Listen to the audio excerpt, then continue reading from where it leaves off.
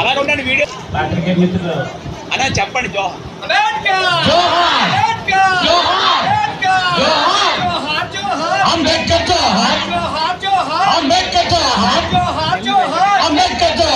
భారత రాజ్యాంగ చట్ట నిర్మాత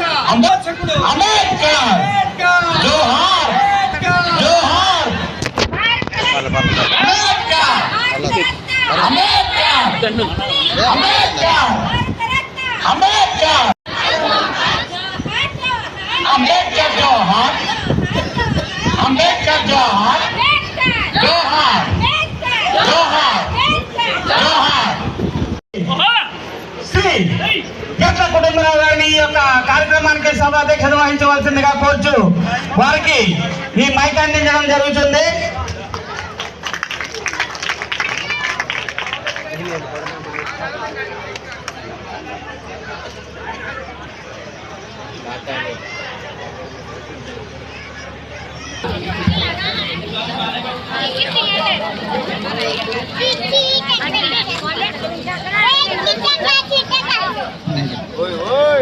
అలాగే మరి నాటి కార్యక్రమం సభా కార్యక్రమం ప్రారంభించే ముందు పాత్రికేయులు ఇందాక మన మధ్యలో లేరు సతీష్ గారిని వేదికపైకి ఇచ్చేసి మరి పూజలు డాక్టర్ బిఆర్ అంబేద్కర్ గారి విగ్రహానికి ఆవిష్కరణ పూలమాల అలంకరణ చేయవలసిందిగా సాధారణంగా.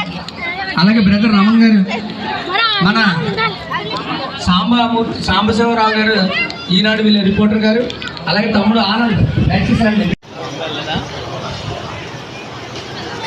రమణ గారు, బ్రదర్ రమణ పిలిచాను. అంబేద్కర్ గారు జీవితకాలం మొత్తం డిసిప్లిన్ కోసం చెప్తూనే ఉన్నారు, ఎందుకంటే మనం డిసిప్లిన్ లేని రోజు కాబట్టి.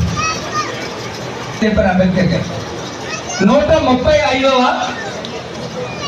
ప్రపంచ మేధావి, నవభారత రాజ్యాంగ చట్ట నిర్మాత పూజ్యశ్రీ డాక్టర్ బిఆర్ అంబేద్కర్ వారి జయంతి వేడుకలను మన తాళాల మండలం పత్రికను అందుకొని ఈ యొక్క వేడుకకు విచ్చేసినటువంటి వేదిక మీద ఉన్న గౌరవ పెద్దలు, ప్రతినిధులు, అంబేద్కరీయులు అందరికీ పేరు పేరున మీ అందరి తరఫున సభాధ్యక్షుడిగా ఉన్న నా తరఫున కూడా వారందరికీ ప్రత్యేకమైనటువంటి జైభీములు.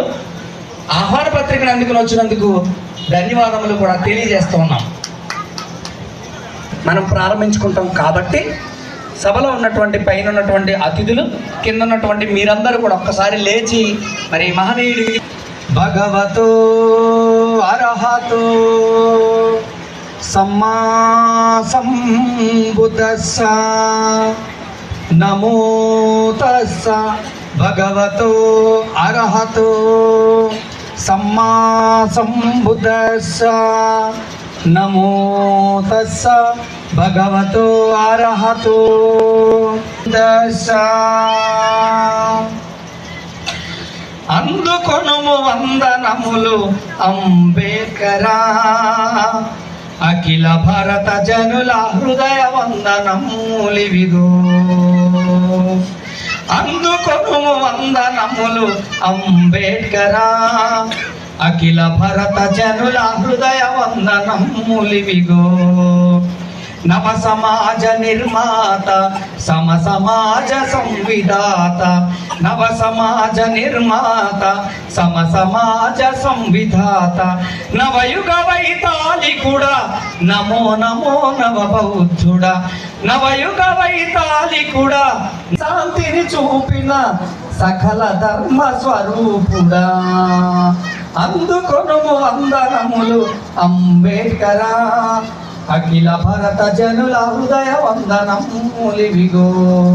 మా అఖిల భరత జనుల హృదయ వందనములివిగో. జై భీమ్.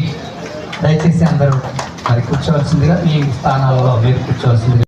మగవాడ చిన్న కుగ్రామంలో భీమబాయి రాంజీ దంపతులకు 14వ కొడుకుగా అసలు పుట్టకపోతే ఆ కవి యొక్క ఆదరణ చూడండి. పుట్టకపోతే ఇంకేముంది? ఇక్కడెవడో పుట్టలేనట్టే, ఇక్కడెవడో మనుషులు కానట్టే, ఇక్కడెవరో బ్రతకడానికి అవకాశాలు లేనట్లే, ఇక్కడెవరో సరైనటువంటి దుస్తులు కట్టడానికి లేనట్లే. అది కవి ఆవేదన. మీ తల్లిదండ్రులకు పుట్టినటువంటి 14 మందిలో 9 మంది చనిపోయారు కదా. రాముడు, ఆనందరావు, డాక్టర్ బిఆర్ అంబేద్కర్, మంజుల, తులసి అనే ఇద్దరు ఆడవాళ్ళు, ముగ్గురు మగవాళ్ళు మినహా మిగిలిన వాళ్ళందరూ చనిపోయారు కదా అతి చిన్న ప్రాయంలో. అలాగే ఆ చనిపోయిన 9 మందితో పాటు ఒకవేళ కర్మ కొద్ది అంబేద్కర్ గారు కూడా చిన్న ప్రాయంలో, ఆ పసి ప్రాయంలో చనిపోయి ఉంటే బ్రతికినా కానీ, ఓ మహనీయుడా, ఓ అంబేద్కరా, మీరు ఇంతటి మహోన్నతమైనటువంటి చదువులను మీరు చదవకపోతే, మీరు ఒకవేళ ఉన్నత విద్యా అభ్యాసం కోసం ఉన్నత దేశాలు విదేశాలు వెళ్ళి చదవకపోతే ఇలా జరిగేదా? కవి ఆవేదన. ఓ మహనీయుడు